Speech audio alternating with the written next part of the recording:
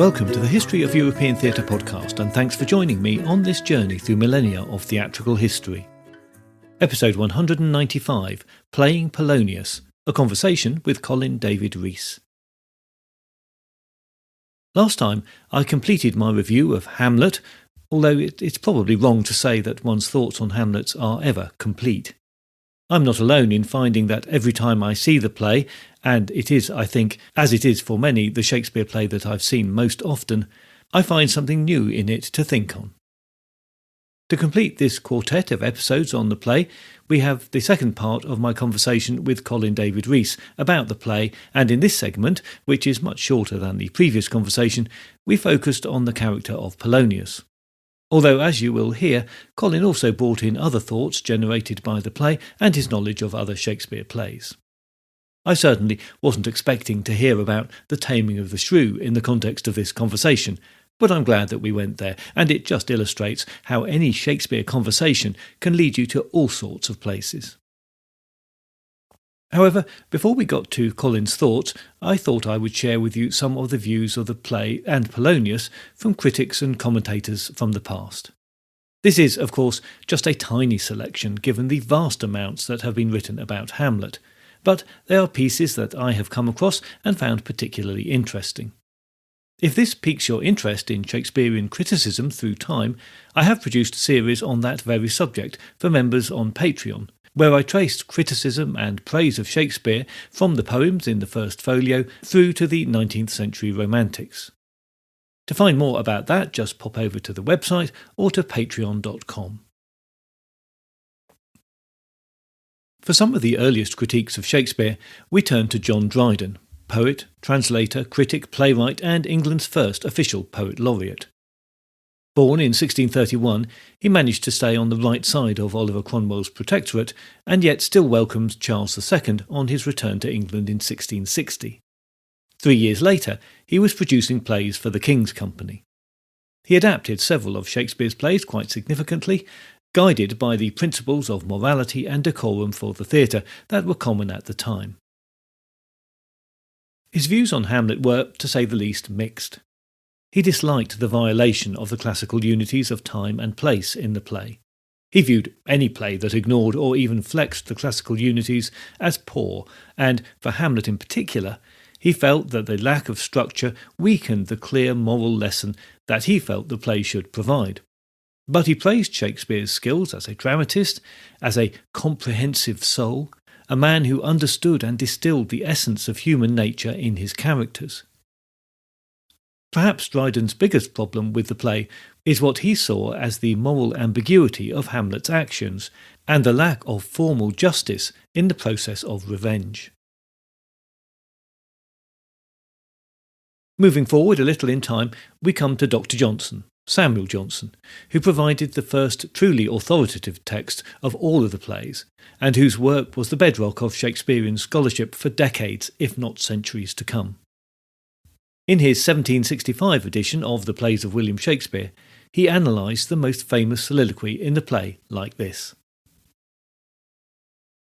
Of this celebrated soliloquy, which bursting from a man distracted with the contrariety of desires and overwhelmed with the magnitude of his own purposes, is connected rather in the speaker's mind than on his tongue. I shall endeavour to discover the train and show how one sentiment produces another. Hamlet, knowing himself injured in the most enormous and atrocious degree, and seeing no means of redress, but such as must expose him to the extremity of hazard, meditates on his situation in this manner. Before I can form any rational scheme of action under this pressure of distress, it is necessary to decide whether, after our present state, we are to be or not to be. That is the question which, as it shall be answered, will determine whether 'tis nobler, and more suitable to the dignity of reason, to suffer the outrages of fortune patiently, or to take arms against them, and by opposing end them, though perhaps with a loss of life. If to die were to sleep no more, and by a sleep to end the miseries of our nature, such a sleep were devoutly to be wished. But if to sleep in death be to dream to retain our powers of sensibility, we must pause to consider in that sleep of death what dreams may come. This consideration makes calamity so long endured. For who would bear the vexations of life, which might be ended by a bare bodkin, but that he is afraid of something in unknown futurity? This fear it is that gives efficacy to conscience, which by turning the mind upon this regard, chills the ardour of resolution, checks the vigour of enterprise, and makes the current of desire stagnate in inactivity. We may suppose that he would have applied these general observations to his own case, but that he discovered Ophelia. And Johnson saw Polonius as a man declining into mental weakness caused by old age, a man who was in possession of a keen mind which is now failing him, even though Polonius himself is not aware of this. As he says, Polonius is a man bred in courts, exercised in business, stored with observation, confident of his knowledge, proud of his eloquence, and declining into dotage. His mode of oratory is truly represented as designed to ridicule the practice of those times, of prefaces that made no introduction, and of method that embarrassed rather than explained. This part of his character is accidental, the rest is natural. Such a man is positive and confident because he knows that his mind was once strong, and knows not that it has become weak. Such a man excels in general principles, but fails in the particular application. He is knowing in retrospect and ignorant in foresight. While he depends upon his memory and can draw from his repositories of knowledge, he utters weighty sentences and gives useful counsel.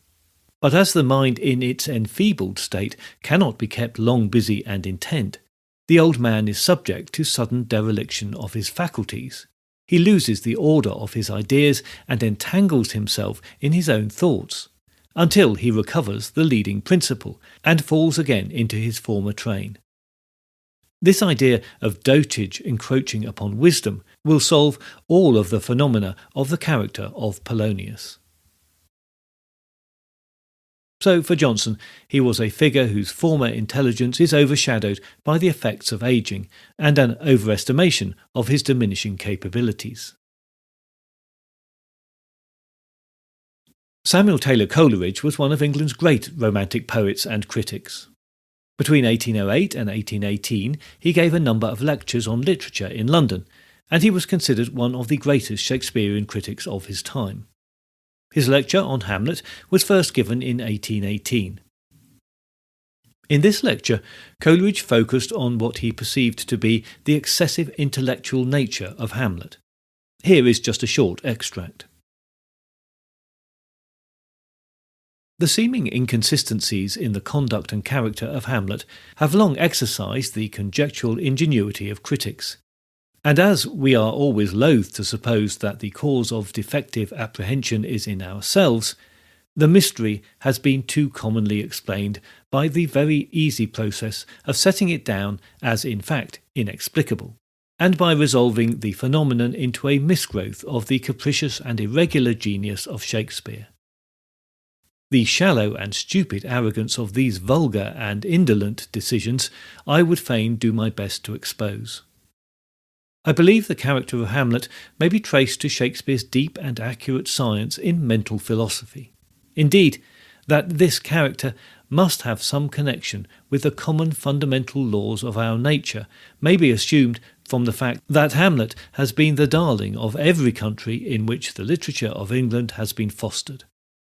In order to understand him, it is essential that we should reflect on the constitution of our own minds. Man is distinguished from the brute animals in proportion as thought prevails over sense. But in the healthy processes of the mind, a balance is constantly maintained between the impressions from outward objects and the inward operations of the intellect. For if there is to be overbalance in the contemplative faculty, man thereby becomes the creature of mere meditation and loses his natural power of action. One of Shakespeare's models of creating character is to conceive any one intellectual or moral faculty in morbid excess, and then to place himself, Shakespeare, thus mutilated and diseased, under given circumstances.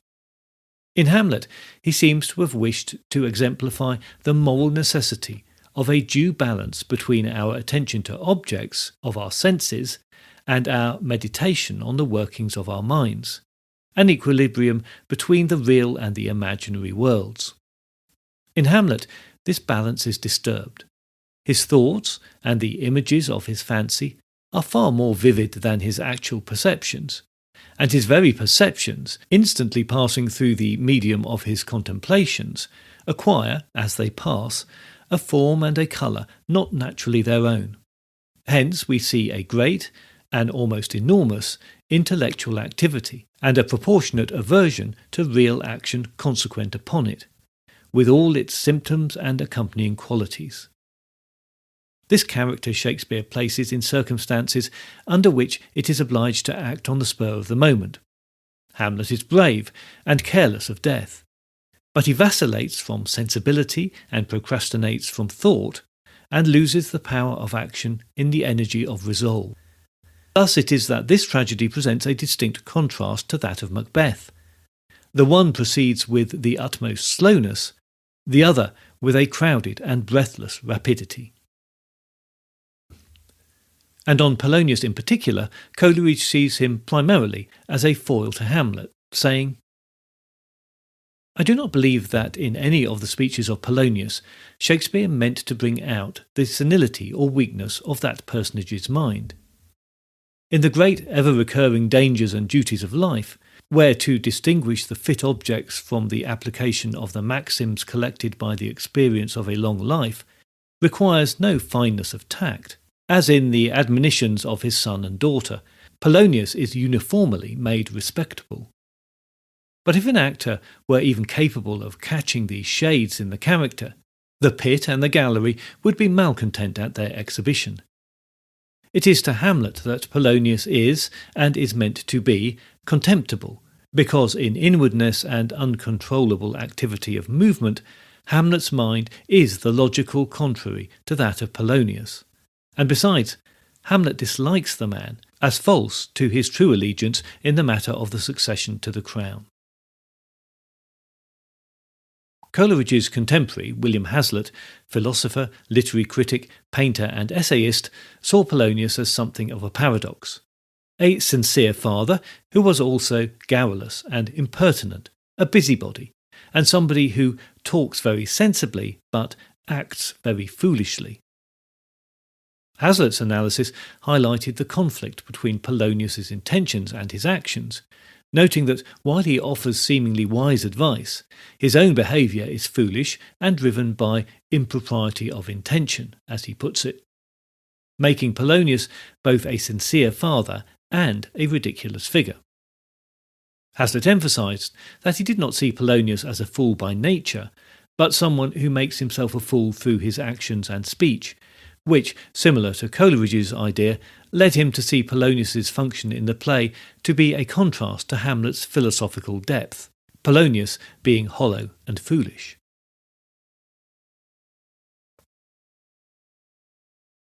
One of the most thoughtful and influential readings of Hamlet appeared in 1904 in a series of lectures given by A.C. Bradley. Bradley saw Hamlet as a son distressed by his mother's sexual misbehaviour, who can respond to the ghost's demand for action in words but not in deeds.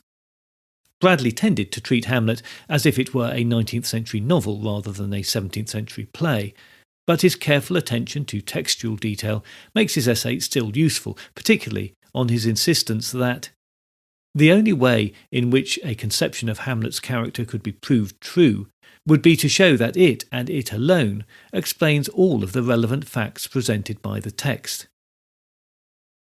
Bradley's central argument is that Hamlet's inaction stems from a deep melancholy caused by his mother's betrayal. This paralyses him and leads him to an overthinking, or the tragic flaw, that prevents him from acting decisively. This melancholy is not a constant state, but a temporary psychological depression that intensifies his disgust with life, his mother, and himself, explaining his inconsistent behaviour and inability to avenge his father until the very end. It is, as he puts it, a tragedy of thought or reflection, rather than a simple tragedy of action. So it is Hamlet's tragic flaw in his tendency to overthink that leads to his downfall and delaying his revenge.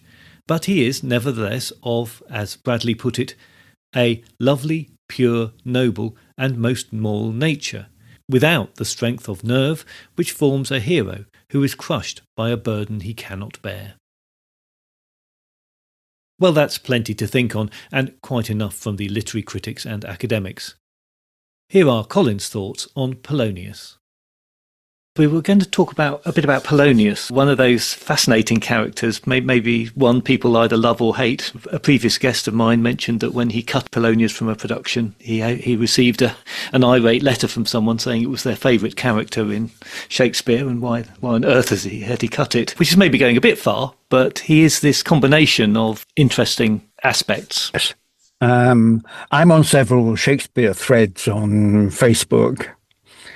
Somebody put up something about Polonius, and the thread eventually ran to about, I think, 300 to 400 posts, and everybody had a different opinion, which is very interesting, because Shakespeare has created a character that appears so real, and yet 300 or 400 people have different ideas as to who he is. Different ideas as to who he is. All of them justified. So perhaps the obvious one is the rather foolish old man who is very pedantic in his speech and talks too much and too often. But that is one. Then the advice to Laertes is incredibly wise. On his returning to France. Yes. Also quite funny. It is. Wise and funny at the same time. I always thought that was quite a funny. Yeah. It's interesting, given the research I've done, that actually is taken from Montaigne. Ah, right. Michel de Montaigne wrote an essay which is extremely similar, which opens up a whole other treasure trove of research, because the Montaigne essays were translated by Florio, and Florio was Southampton's tutor. Connections.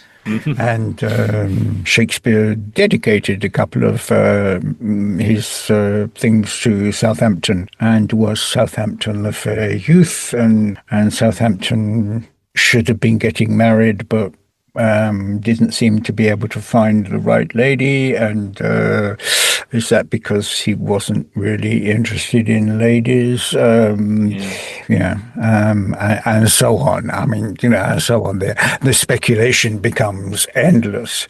But so Polonius, what does the performer choose when faced with Polonius? Well, if you look at that thread on Facebook, there are at least 300 possibilities, or any combination of them. We are not always the same person depending on who we're talking to. If you're talking to the king, you're going to be a very different person from if you're talking to your daughter. So, is he good parent? Is he bad parent? Does he let his daughter down? Is he so overwhelmed by Claudius that he becomes incoherent? Does he know that Claudius is not really the king, is a usurper, and has to be extremely careful about how he phrases what he says, because if he gives away that he knows Claudius will rid himself of Polonius. But in the meantime, Polonius is a diplomat, so he's hanging in there. One could make parallels with Claudius and Trump and the people around him. They have to be extremely careful about what they say, because if you don't toe the line, if you step out of line, well, American politics has not yet got to this point where it's doing capital punishment for people who are insulting Trump. One can hope that they never get there. Not quite as ruthless as the Danish court, anyway, in this case. That depends. I mean, I saw one production of Hamlet which was set in 1920s Stalinist Russia. Okay, I mean, not of an age, but for all time. But, I mean, the part of that phrase, not of an age, but for all time, for me is but for all time. So once you take a Shakespeare play and set it in a specific time and place, other than 14th century Denmark, in this case, you're not being truthful to what Johnson said, because you're making a specific comment. And in fact, what you are doing is you are using Shakespeare to make a point. And so then you are imposing your point on the play and your, dare I say, political viewpoint on a work of art, which is which exists above and beyond. I mean, God, if we talk about Shakespeare doing that, I mean, some of the operas I've seen, opera directors are even worse. Let's get back to Polonius. I haven't counted up how many lines Polonius has, but it's relatively few in which Shakespeare manages to craft this character who does, wouldn't say he dominates the play, but he's one of the most memorable characters from it, partly because of the manner of his demise, I suppose. But he does have this somehow caring, uncaring parent way about him, which is probably the part that many people struggle with, although I'm not sure that to the Tudor mind, his manner of parenting would have seemed particularly indifferent or uncaring. That depends on production. You have to make the director and hopefully with agreement of the actor has to come to a choice. This Facebook thread with all these possibilities, I was very amused. But one thing that did amuse me is to what extent it was a manifestation of Shakespeare's genius. Because he's created these characters who are so alive in people's minds that they refer to them as though they were real, as though they were actually real. And I can't think of many playwrights who are so incredibly adept at that. And those are, with all due respect, people who are just reading them.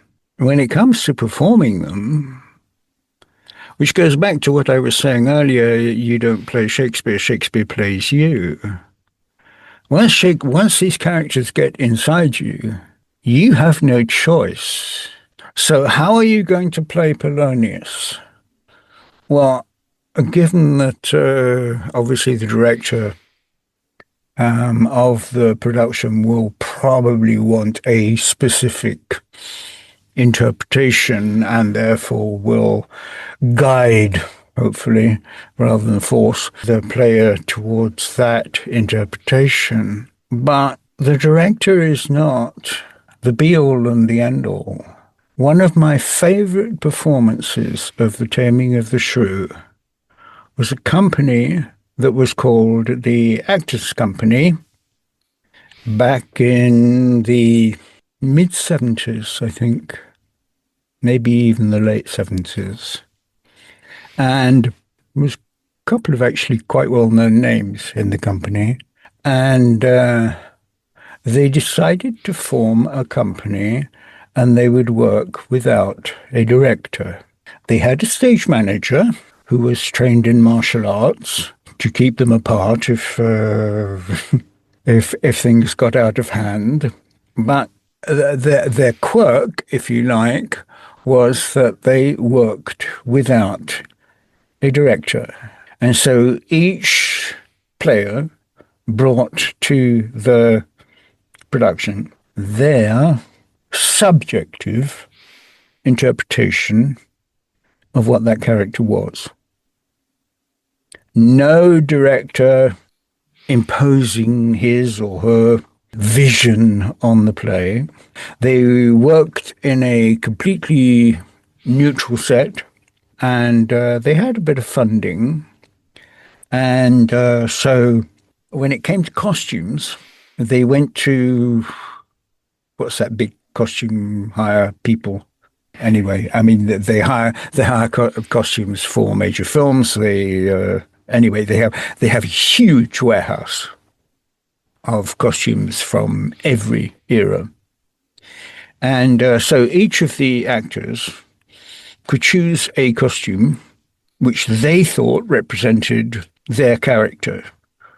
So you had on stage 17th century costumes, early 19th century costumes, early 20th century costumes. It was completely timeless, and of course it became completely timeless. And you don't have a director imposing his or her vision. You have this incredibly eclectic array of costumes which belong to the character, but to no epoch. And it was magic.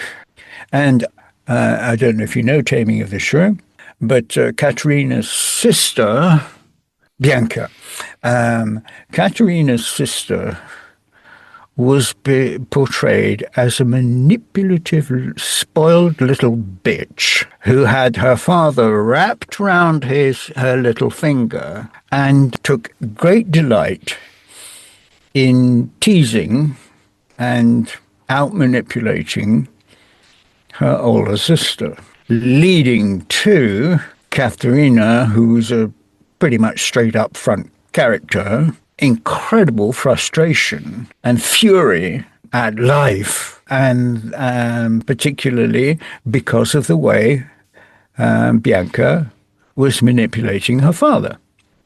I knew about 3 or 4 of the people in the company, so after the production I went for a drink with them, and I said to the actress playing Bianca, I said, "So what made you choose that interpretation?" And she said, "It's because of what I saw in the text." And I thought, well, you cannot argue with that. Now, I mean, psychologically, one could say, is that a reflection of who she is?